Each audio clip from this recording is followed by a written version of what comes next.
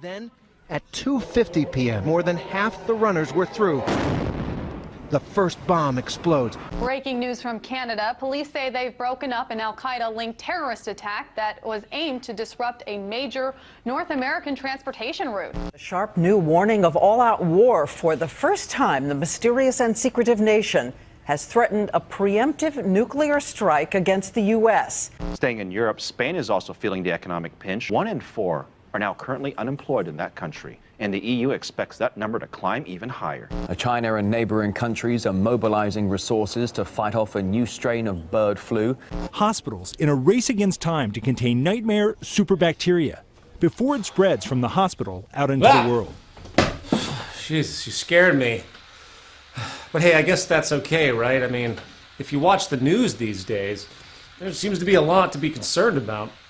Nuclear war, terrorism, mass shootings, city bombings, corporate fraud, bird flu, bank failures, unemployment, contamination, gangs, general crime, and depending on your temperament and conditioning, perhaps you've already armed yourself to the teeth and are watching this show from an underground bunker somewhere, waiting for the end of civilization itself. Well, whatever the concern, the idea of protection or security from such woes are ever pervasive today. Prisons, police, insurance, warranties, protection agencies, military and domestic armament, airport groping, government surveillance, and the like reveals a culture of fear, if you will, on many levels. Not to mention that the modern trends of such security risks are certainly fascinating. For example, before the 1980s, the thought of someone going into their workplace and, wiping out a couple people was a relatively remote concept. Today, we repeatedly see these acts of seemingly random violence, not only in businesses, but in schools, churches, movie theaters, malls, sporting events, and other common institutions. And as unfortunate as this dark reality of our human capacity is, it's perhaps not as unfortunate as the archaic methods we as a civilization have concocted in our attempt to counter such problems. For instance, in the wake of growing U.S. gun violence, the National Rifle Association will tell you that the problem is a lack of armed security at every turn. And if we only would just, arm everybody like the Wild West, problems of social violence would subside. While at the other extreme, folks will tell you that the problem is rather due to an ease of access. It's too simple to get weaponry, and the removal of this easy access is now the correct path. However, do either of these address the real issue, the source of the behavioral problem at hand? Where is the national discussion about, say, motivation and the sociological condition itself to which these acts erupt? I point this out because in a technological age where people can now print automatic weapons in secret with home 3D printers, paving the way for an eventual nanotech revolution that will enable the public to create powerful weapons at home, bypassing commercial regulation itself, perhaps we need to rethink our sense of causality here. For unless you intend to outlaw scientific progress itself, regulation isn't going to amount to a damn thing in the long run.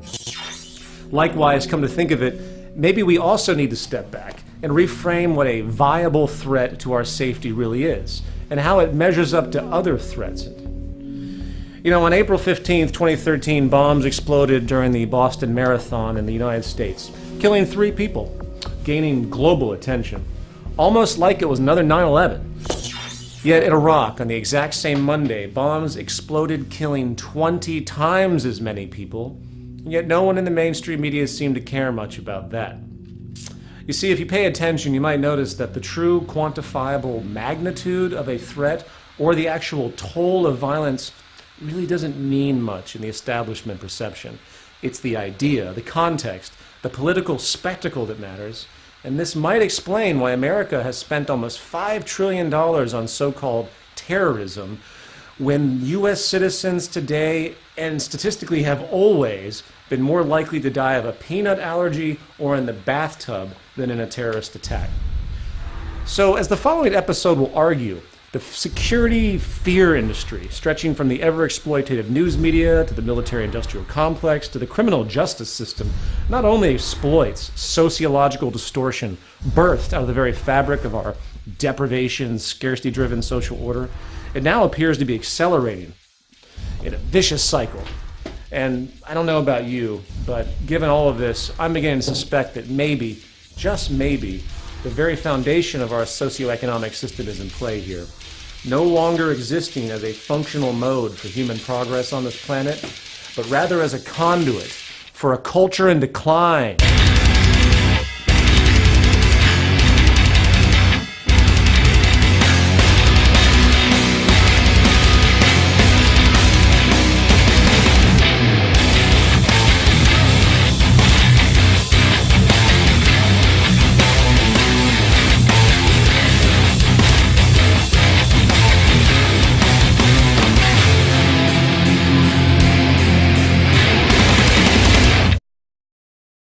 Prison. From the dark dungeons of the Middle Ages to our modern industrial mass incarceration correctional facilities, the prison system is a signature edifice of society today. The United States, the land of the free, now has the highest inmate population in the world, incarcerating over 2.3 million, in fact. The U.S. has locked up more people than any other country on the planet, boastfully housing 25% of the entire world's prison population, with an 800% increase in incarceration in the past 30 years alone. Based partly on the need to remove active threats from society, coupled with an ever-bleak undertone of retribution and revenge, the punitive, negative reinforcement tradition common to our justice system is now being challenged by some very basic realizations in the human sciences. We often forget that when it comes to human conduct, true behavioral causality has historically been ignored, with the focus rather on spooky, superstitious forces such as good and evil. Well, as convenient as such ambiguous metaphysical assumptions are, modern social science now places so-called criminal or antisocial acts in the context of public health, with real solutions resting in the arena of preventive medicine, not mere punishment. Of course, as with most rational perspectives in the world today, this view is rather agitated, for it shatters the glorified, free will, morally empirical traditional assumptions our entire criminal justice system is built upon. However, let's put that aside for now, and point out the fact that while most naturally do fear prison, its effect as a deterrent is actually quite weak. Considering U.S. trends, we see a massive increase in incarceration over time, so with this basic observation, the punitive threat of prison clearly isn't working statistically. Likewise, prison is supposed to be some form of rehabilitation center, right? So does this system work to reform human behavior, taking in so-called criminals and outputting mentally healthy, law-abiding citizens? No. In the United States, 2/3 of prisoners released reoffend within 3 years, often with a more serious and violent offense. Dr. James Gilligan, former director of the Center for the Study of Violence at Harvard Medical School, actually refers to prisons as graduate schools for crime and violence. So given all of this, perhaps we need to step back a bit, shake off the shackles of common perception, and ask ourselves what other roles the judicial and prison system really have. For if incarceration isn't statistically working as a deterrent, and those who get out of prison are more often worse than they were when they went in, something is clearly wrong. What else is going on here? You know, while the justification of incarceration is certainly viable with respect to true social threats, no different than the medical need to quarantine somebody who is a threat to society because of a contagious disease, the evolution of the prison tradition reveals some very dark truths. And the best way to think about it is from an historical perspective, considering race conflict, class conflict, in the context of economic and political expedience. The first thing to understand is that political power, like economic power, is sourced in social inefficiency. In other words, politicians need something to fight, and to a certain degree, the more problems a society has, the more the citizens tend to feel the need to give up their power to government control, with the most proven effective type of problem being fear. Usually fear of some perceived, identifiable, external group. Of course, this idea has been acknowledged for years, such as by political theorist Carl Schmitt in his The Concept of the Political, saying that political unity is achieved by defining a common enemy. Nothing new. The Nazis did this with the Jewish culture, the early US did this with the Native American culture, and so on.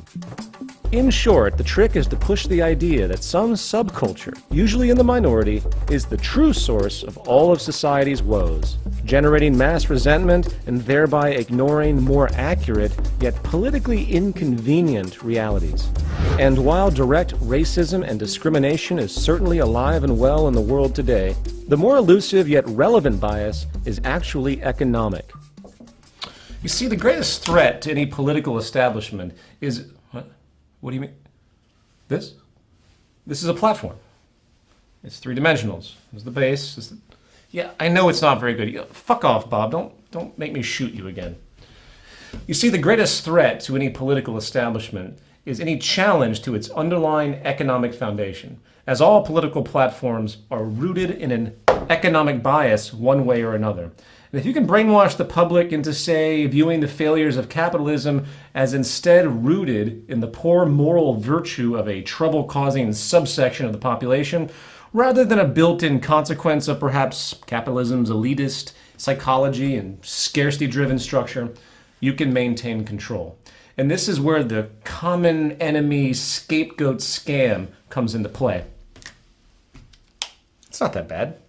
We simply demonize the victims of this system, shifting blame away from the more relevant, environmental, causal, social condition itself.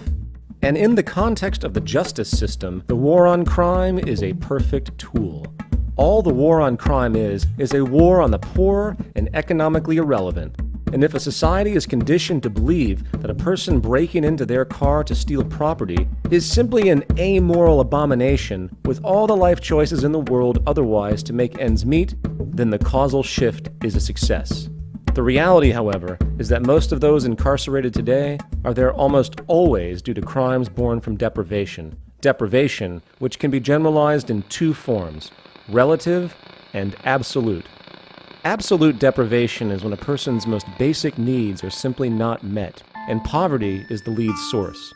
The spectrum of disorder that arises from poverty is vast, from drug dealing, theft, and prostitution in areas lacking employment opportunities, to emotional loss, self-worth neuroses, and illegal self-medication, leading to complex and elusive chain reactions which can result in destructive antisocial behavior. Today, 1 out of every 15 African American kids in the United States have at least one parent in prison, usually the father.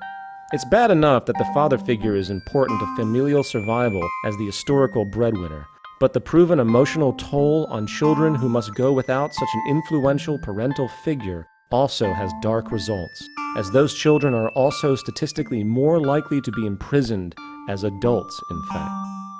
And if you combine poverty with emotional deprivation, you have the perfect recipe for not only the manifestation of socially aberrant behavior, but the perpetuation of such distortions across generational time.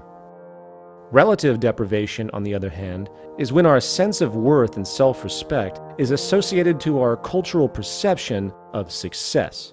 While absolute deprivation is measured by basic health concerns, expressing the ever-important need for society to work to efficiently meet our immutable human needs for sanity and true security, relative deprivation exists in the realm of subjective comparison and resulting dehumanization. And likely the greatest example of this negative pressure is the state of class imbalance in the world. While it is true that the formerly classified poor of the West today actually live, in material terms, better than the upper class 1,000 years ago, the dehumanizing wealth stratification occurring today continues to create complex, destabilizing psychosocial problems. Long considered an incentive for social progress, class difference and wealth imbalance has turned out to be a powerful public health issue, generating massive psychological and sociological distortion. Want to be intellectually honest? The issues raised here have more to do with commerce than they do with the Second Amendment. A lot of people make a lot of money selling firearms and ammunition. The National Rifle Association has said the solution is to have armed security guards at every school. Certainly, every piece of security we engage in can be helpful, but it's, foolish to think that only security is what we need. The great challenge is here, can we prevent these tragedies? I'm sorry to interrupt, Chief, but since you've just brought up this notion of prevention, which is, of course, the real issue here, right? I'm curious when this conversation is going to move to more relevant social science. You know, I see we have, for example, the NRA here. Hi. Yet we don't have anyone from the pharmaceutical industry. Isn't it true that most of the mass shootings that have commenced have been done by people who are under the influence of psychologically mood-altering medications? Or better yet, where's the drug czar of this country? Since the war on drugs has commenced, there has been a massive increase in gun-related drug violence. Are we just going to ignore this causality as well? Or better yet, I almost forgot, I have here about 100 years of data on the relationship between economic imbalance, specifically wealth imbalance, and violence. You know, the stats have become very clear now that the gap between the rich and the poor creates more violence. The more gap, the more violence. And crime on the whole. Which might explain, by the way, why the United States, with the largest income gap in the world, also has the most violence and worst public health of any first world nation. Is this not worth a congressional discussion? I mean, with all due respect, you people can't possibly be naive enough to think that the reduction of certain guns, as the left suggests, or the increase in armed security in public places, as the right suggests, is really going to have a long-term effect on such deeply rooted sociological problems, right? A problem clearly rooted in structured dehumanization and economic deprivation. It's inherent to our social system. You know, is it not of some viable consideration to address this issue? No? Really? And then we have the so-called war on drugs. When Richard Nixon declared the drug war in 1971, he asked for an initial $84 million. In 2013, the National Drug Control Budget requested $25.6 billion. With about $1 trillion spent in total, and the result over time has been more drugs, easier access, increased potency, and more users. Today, almost half of the federal prison population are non-violent drug offenders, often mere users, in fact, clearly a mental health issue rather than a punitive one. Draconian mandatory sentencing laws today can send kids to prison for decades for mere possession. And it is no secret that this criminalized subculture has been mostly born out of the prohibitive underground economies necessarily sprouted in poor areas of the country, largely occupied by minorities. As an aside, we often forget how deeply racist the United States has been historically, assuming vast improvement. And yet today, there are more African Americans behind bars than were slaves before the American Civil War.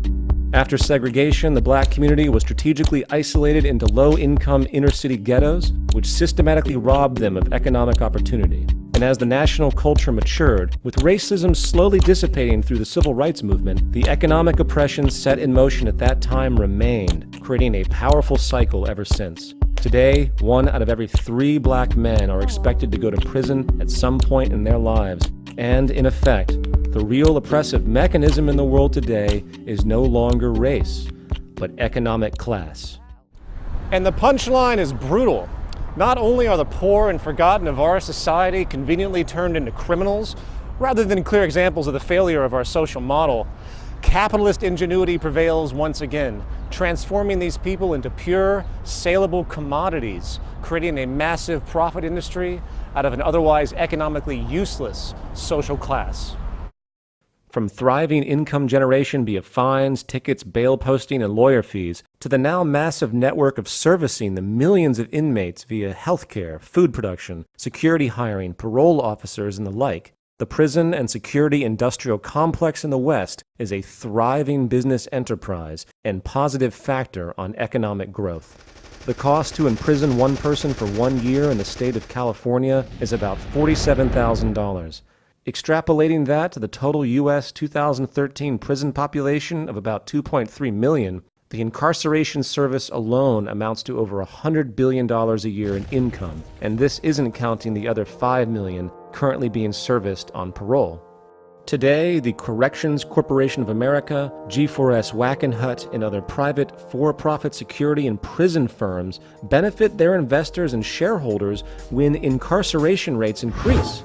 not to mention the now extremely common labor use, or slave labor use I should say, of the prisoners themselves. And yes, we might feel some moral outrage when a Pennsylvania judge gets caught sending kids to private detention centers for cash kickbacks. But then again, are we really surprised? There are even small towns in the Midwest where the majority are employed by the local prison. And if they don't have crime and prisoners, their town's economy is in the toilet.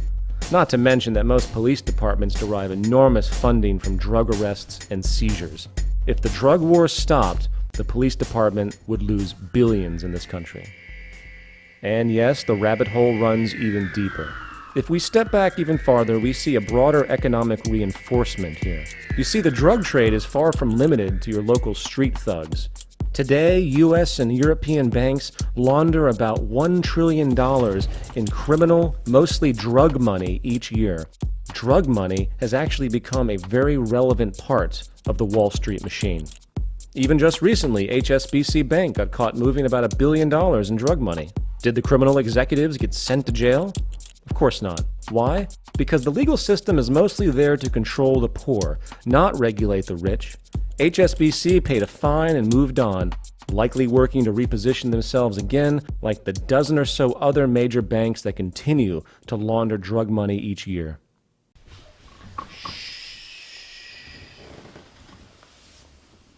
Dick! Anyway, returning to our main point, this now highly capitalized blame game, common enemy approach, is not just there to dismiss the resulting poor, it is ubiquitous at every turn. Whether common crime, terrorism, mass murders, or anything destabilizing, we see the mainstream media and even many in the so-called activist community completely missing the point, buried under the propaganda of in-the-box establishment self-preservation to one degree or another. And you know what Bill Moyer's solution to that is? Let nonviolent criminals out, like heroin dealers. Yeah, that's non-violent. You're a genius, Bill. To have universal gun registration. What about... Wait, that's an important point. I am listening. Which, for some reason, Wayne LaPierre is not making, so you're going to have to hear it from me. Universal background check means universal registration. Universal registration means universal confiscation, universal extermination. You know, it's like God is saying to us, look, you got to work with me on this. You got to work with me on this. I've given you a brain. I've given you the Second Amendment to your Constitution. I have given you weapons. Now, why don't you use them? The tyrants did it. Hitler took the guns. Stalin took the guns. Mao took the guns. Fidel Castro took the guns. Hugo Chavez took the guns. And I'm here to tell you, 1776 will commence again if you try to take our firearms.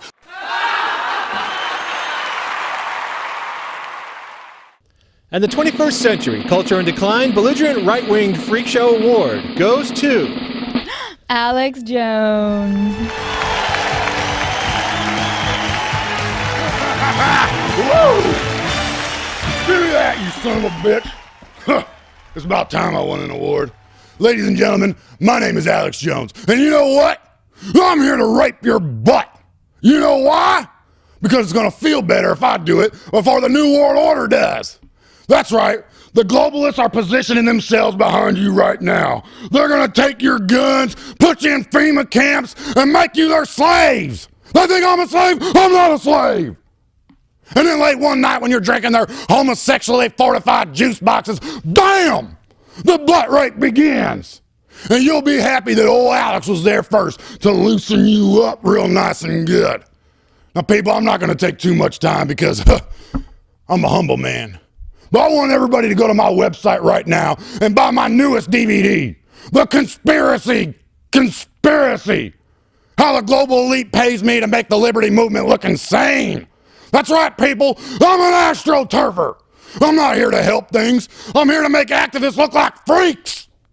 I take viable issues of real concern and make them sound as ridiculous as possible. Just like all the other bobbleheads out there. I'm here to distract you morons. And keep you fighting about nonsense. And I get paid to do it. Woo! We interrupt this broadcast for an emergency announcement.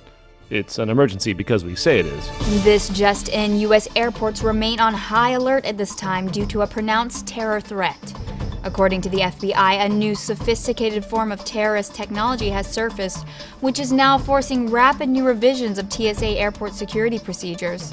That's correct, Summer. On the heels of the 2006 liquid bomb threat and 2009 underwear bomber, this obscure new approach was revealed to authorities in a videotape allegedly found in an outhouse in Willy Wonkistan.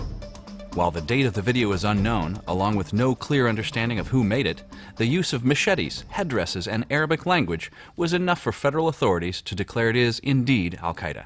The rather grainy video appears to show a medical procedure instructing how to implant explosives in the body cavities of babies, puppies, and kittens. Viewer discretion is advised.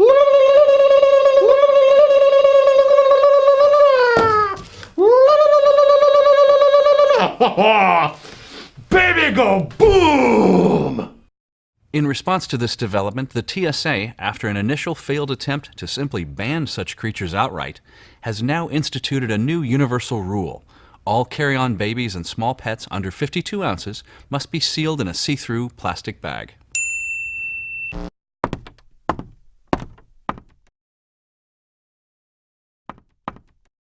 Most people don't realize, but the Earth has been slowing for many years. And were it not for these huge and expensive fans behind me, we would have ground to a complete day and night halt. And every word out of my mouth is true. Do you know why? Because you heard it from some guy in a tie.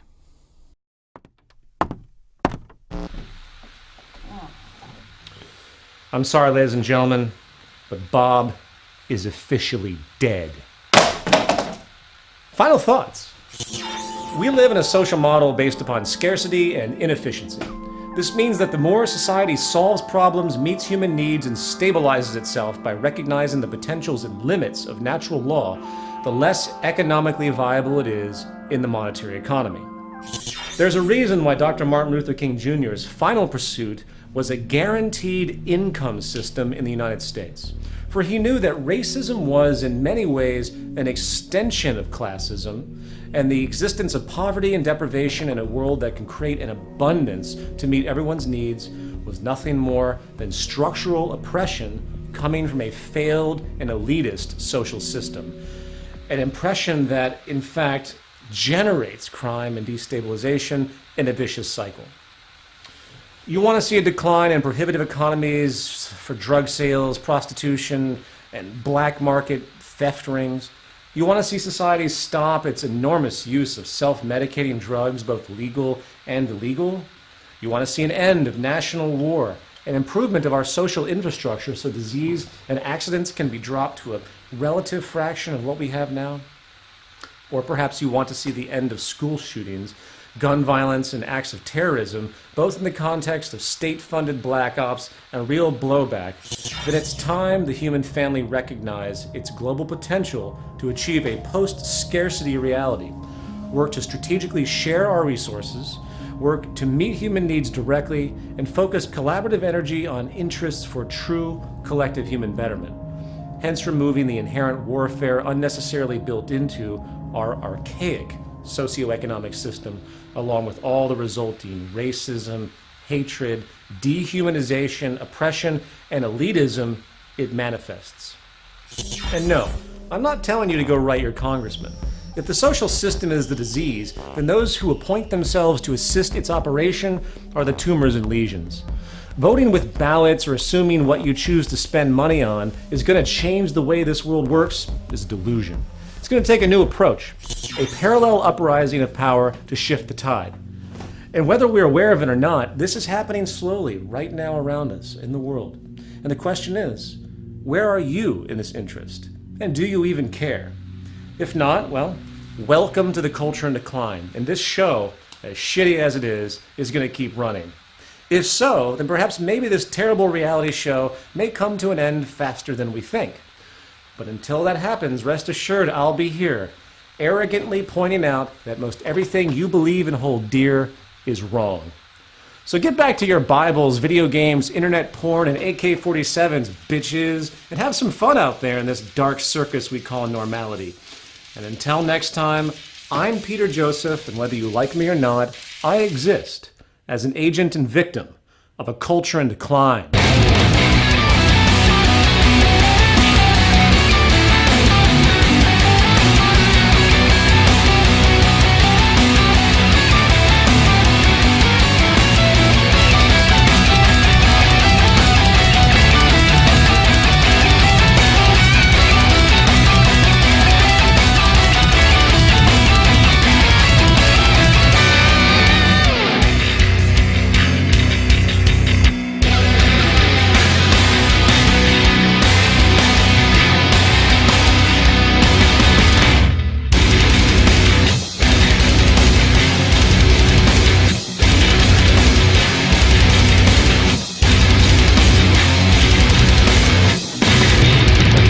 Ladies and gentlemen, don't let this fatly looking body fool you, okay? I work out 4 times a day, I run 19 miles a day, and I drink Tangy Tangerine like it's my job, all right? I'm only big like this because the New World Order makes me... People, you know what keeps old Alex up at night? It's these daggum globalists. I'm sorry, I said globalists. Listen up, people. These neocons are suckling the buzzard. That ain't your mama. It's these NWO scum.